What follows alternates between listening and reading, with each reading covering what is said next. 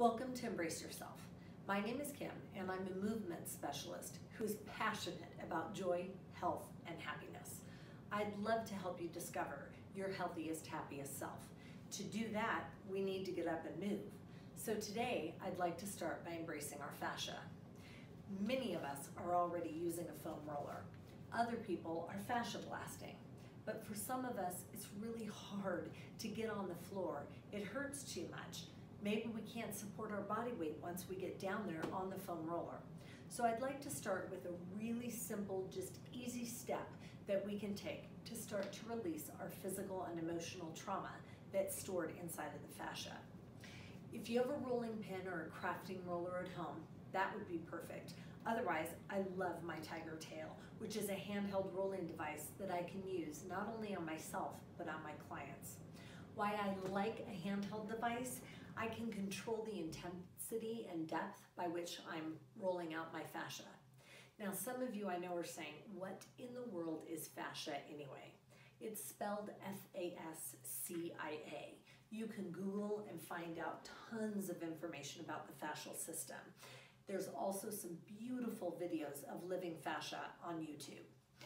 But the reason that I am passionate about releasing fascia is a lot of people believe that it's your emotional and energetic network system. So it's basically a net, a sheath that covers the body, and it goes in and out of muscles, ligaments, tendons, even our organs. It is the coolest system to me in our body.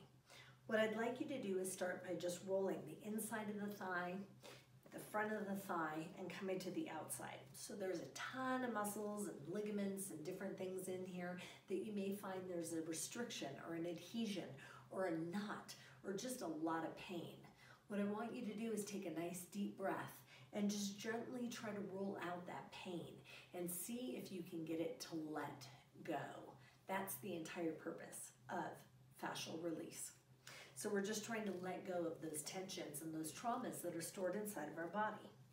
And to do this, you can do it while seated. You could stand, you can really get your body weight leverage into it, or you can lighten up and just try to gently release whatever needs to get let go out of the body. Now, some clients have told me that they've had super vivid dreams after doing fascia release. Other people say that they have a massive amount of energy. So it's kind of fun. Once you start playing around with your fascia, I want you to see what you notice and feel. Right now, I'm just coming to the outside and the back side of my leg. So I'm hitting those hamstrings. I can work my way up to the glutes, and I can do it one leg at a time or with a wide roller. Sometimes you can hit both legs. So it just depends. But I'm asking you to take just a couple minutes today to just start to release and see how this feels.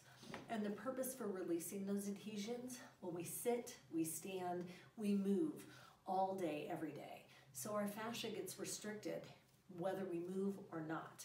The problem is once we have a restriction, we find that we'll create our own faulty movement patterns. Because if I'm meant to move in one place or one direction, but I have a knot or an adhesion, it's preventing me from moving correctly. So the importance of fascial release is to help me prevent injuries and issues. And the trick on fascia is that it's a day-by-day process. You could go and get a massage, but you still got to follow up with your own fascial release as often as possible. I like to tell my clients, try and do just 10 minutes every single day, just to release whatever feels like it's restricted and just see how it feels, see how your body responds. It's very important to check with your doctor and make sure that if you have high blood pressure or any issues, that they're okay with the fascial release tools that you're using. The fascia blaster can be a little bit too intense for some people. But the Tiger Tail, I'm hoping you're finding, is an amazing tool and really makes you feel good. So today, just start with the front and back of the legs. You can maybe work up towards your glute if you're able to stand and just kind of dig in and just notice where there's any tightness or inhibitions and just try to breathe and work through that area of pain.